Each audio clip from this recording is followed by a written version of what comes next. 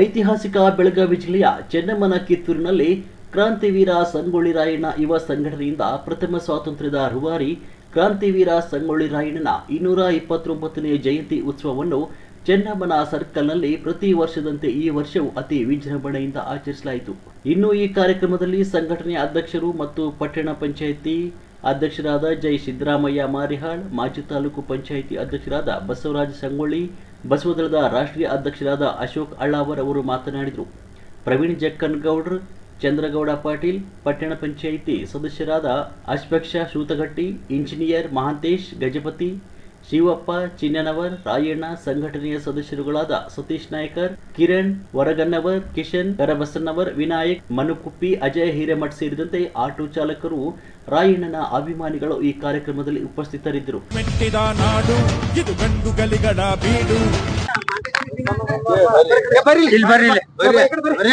ಇವತ್ತಿನ ದಿವಸ ಸಂಗೊಳ್ಳಿ ರಾಯಣ್ಣ ಹುಟ್ಟುಹಬ್ಬ ಆಚರಿಸುತ್ತಿರುವಂತ ನಮ್ಮ ಕರಿಬಸವಯ್ಯನವರ ಮಹಾಂತೇಶ್ ಕರಿಬಸಯ್ಯನವರ ಹಾಗೂ ಅವರ ಸಂಘಟಕರು ಎಲ್ಲರೂ ಕೂಡಿ ಇವತ್ತಿನ ದಿವಸ ಈ ಕಾರ್ಯಕ್ರಮವನ್ನ ಮಾಡಕತ್ತಾರು.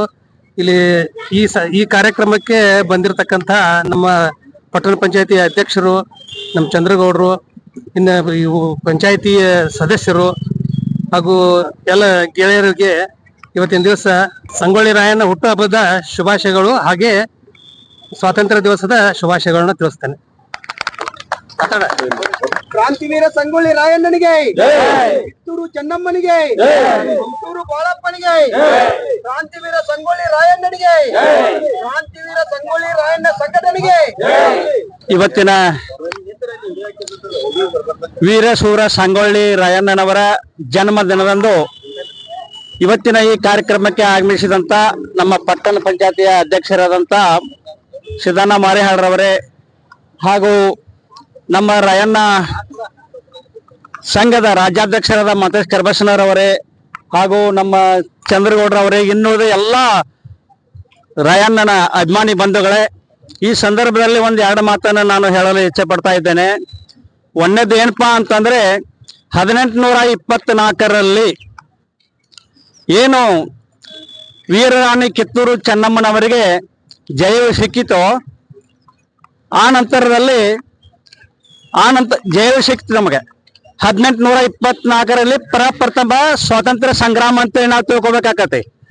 ಈಗ ಏನಾಗಿದೆ ಅಂದ್ರೆ 1857ರ ಸ್ವಾತಂತ್ರ್ಯ ಸಂಗ್ರಾಮ ವೀರಮಹಿಳೆ ಝಾನ್ಸಿ ರಾಣಿ ಏನಂತ ಹೇಳ್ತಾರೆ ಮೊದಲಂತೆ, ಆದ್ರೆ ಅದಲ್ಲ, ನಮಗೆ ಪ್ರಪ್ರಥಮ ಸ್ವಾತಂತ್ರ್ಯ ಸಂಗ್ರಾಮಕ್ಕಾಗಿ ಹೋರಾಡಿದಂತವರು ವೀರರಾಣಿ ಕಿತ್ತೂರು ಚೆನ್ನಮ್ಮ ಅನ್ನೋದನ್ನ ಕೇಂದ್ರ ಸರ್ಕಾರ ಮಾಡ್ತೋ ರಾಜ್ಯ ಸರ್ಕಾರ ಮಾಡ್ತೋ ಗೊತ್ತಿಲ್ಲ. ಇದರ ಸಂಶೋಧನೆ ಆಗ್ಬೇಕಂತೇಳಿ ಈ ಸಂದರ್ಭದಲ್ಲಿ ನಾನು ಹೇಳಲು ಇಚ್ಛೆ ಪಡ್ತಾ ಇದ್ದೇನೆ. ವೀರರಾಣಿ ಕಿತ್ತೂರು ಚೆನ್ನಮ್ಮನವರ ಎರಡೇ ಯುದ್ಧ ನಡೆದಂತ ಸಮಯದೊಳಗೆ ನಮ್ಮವರ ಪಿತೂರಿಯಿಂದಲೇ ಏನಾತಂದ್ರೆ ನಮ್ಮ ರಾಣಿ ಚೆನ್ನಮ್ಮನವರಿಗೆ ಸೋಲು ಉಂಟಾಯಿತು ಅನ್ನೋದು ನಿಮಗೆಲ್ಲ ಗೊತ್ತಿರುವಂತ ಒಂದು ಸಂಗತಿ.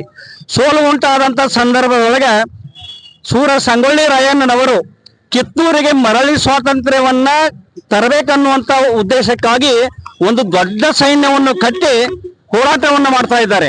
ಹೋರಾಟವನ್ನು ಮಾಡಿ ಅವರು ಮತ್ತೊಮ್ಮೆ ಮರಳಿ ಸ್ವಾತಂತ್ರ್ಯವನ್ನು ಪಡಿಬೇಕಂತೇಳಿ ಹೋರಾಟ ಸಾಕಷ್ಟು ಮಾಡ್ತಾ ಇದ್ದಾರೆ.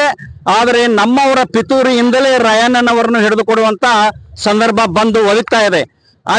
ಇದರಿಂದ ನಮಗೆ ತಿಳಿದುಕೊಳ್ಳಬೇಕಾದ್ರೆ ನಾವೆಲ್ಲ ಏನಿದೆ ಅಂತಂದ್ರೆ, ವೀರಶೂರ ಸಂಗೊಳ್ಳಿ ರಾಯಣ್ಣನವರ ದೇಶಭಕ್ತಿ, ದೇಶ ಪ್ರೇಮ ನಮ್ಮ ದೇಶಕ್ಕೆ ಮಾದರಿಯಾಗಿದೆ. ಅದನ್ನೆಲ್ಲ ನಾವು ಅಳವಡಿಸಿಕೊಳ್ಬೇಕಂತೇಳಿ ಅವರು ಈ ಹಬ್ಬದ ಸಂದರ್ಭದಲ್ಲಿ ಹೇಳುತ್ತಾ ನನ್ನ ಎರಡು ಮಾತನ್ನು ಮುಗಿಸ್ತಿದ್ದೇನೆ. ಸರ್ವರಿಗೂ ಶರಣಾರ್ಥಿಗಳು. ಇವತ್ತು ಹುಟ್ಟುಹಬ್ಬ ಐತಿ, ವರ್ಷ ಆದಂತ ಈ ವರ್ಷ ಮಾಡತ್ತೀವಿ. ವರ್ಷ ಹಿಂಗ ಬೆಳೀತಾ ಹೋಗ್ಲಿ. ವೀರ ಸಂಗೊಳ್ಳಿ ರಾಯಣ್ಣನ ಹುಟ್ಟುಹಬ್ಬಕ್ಕೆ ಶುಭಾಶಯ ಹೇಳಿ ನನ್ನ ಮಾತು ಮುಗಿಸ್ತೇನೆ. ಸಂಘಟನೆದವ್ರಿಗೆ ವರ್ಷದ ರೀತಿ ಮಹಂತೇಶ್ ಕರಬಸನವ್ರ ಸಂಘಟನೆ ಅಧ್ಯಕ್ಷರದವರು ವರ್ಷ ಹೆಚ್ಚು ಮಾಡ್ಕೊಂತ ಹೋಗ್ಲಿ ಇದ ರೀತಿ.